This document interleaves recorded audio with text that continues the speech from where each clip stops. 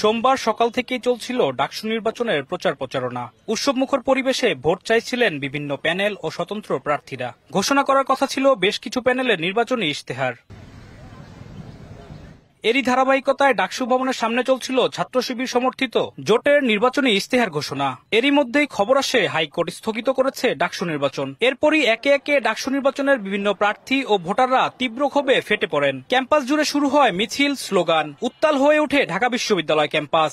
একজন জিএস পদপ্রার্থী বাতিল করার পরিপ্রেক্ষিতে, যে রিটের পরিপ্রেক্ষিতে এই ডাকসুকে স্থগিত করা হয়েছে। আমরা বলতেছি এটা শিক্ষার্থীদের বিরুদ্ধে গিয়ে শিক্ষার্থীদের স্বার্থে আঘাত হানে এমন সিদ্ধান্ত হাইকোর্ট নিয়েছেন। আমরা সেটার পরিপ্রেক্ষিতে আমরা তাৎক্ষণিক প্রতিক্রিয়া জানিয়েছি। আমরা এই ডাকসু ইলেকশন নিয়ে কি করা যায়, আমরা কিভাবে করে এই বিষয়টা মোকাবেলা করব, সেটা আমরা পরবর্তীতে আমাদের প্যানেল ডিসকাশনের মধ্য দিয়ে আপনাদেরকে পুরোপুরি জানাবো। আধা ঘন্টার ব্যবধানে সিদ্ধান্ত পাল্টে যায়। হাইকোর্টের আদেশ স্থগিত করে আপিল বিভাগের চেম্বার আদালত। পরে তাৎক্ষণিক সংবাদ সম্মেলন করে শিবির সমর্থিত জোট। এ সময় জোটের জিএস প্রার্থী ফরহাদ বলেন, 9 সেপ্টেম্বরই হচ্ছে ভোট, কোন শক্তিই ঠেকাতে পারবে না ডাকসু নির্বাচন। আমাদের কাছে এখন খবর এসছে ডাকসু নির্বাচন 9 সেপ্টেম্বরই হবে। এর আগে যে রায় দেওয়া হয়েছে সেটা স্থগিত, এবং এর আগে যে ফিডব্যাক আপনারা পেয়েছেন সেটা স্থগিত করা হয়েছে, এবং ডাকসু 9 সেপ্টেম্বরেই হবে।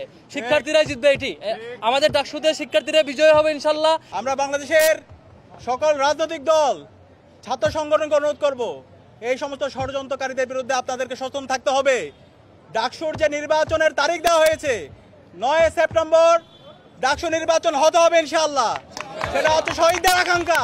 এরপরই বিশ্ববিদ্যালয় ক্যাম্পাসে মিছিল করে জাতীয়তাবাদী ছাত্রদল। অপরাজয় বাংলার পাদদেশে ভিপি প্রার্থী আবিদ বলেন, ডাকসু নির্বাচনে বাধা দেওয়ার ক্ষমতা কারো নেই। আমরা বিশ্ববিদ্যালয় প্রশাসন এবং নির্বাচন কমিশনকে বলছি, আপনারা তামাশা করেন ঢাকা বিশ্ববিদ্যালয়ের স্টুডেন্টদের সাথে।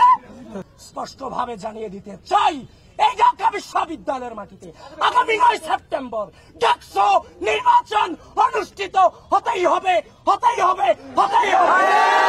পরে ধীরে ধীরে শান্ত হয় ঢাকা বিশ্ববিদ্যালয় ক্যাম্পাস। আলিমুজ্জামান সাফওয়ান, দেশ টিভি, ঢাকা।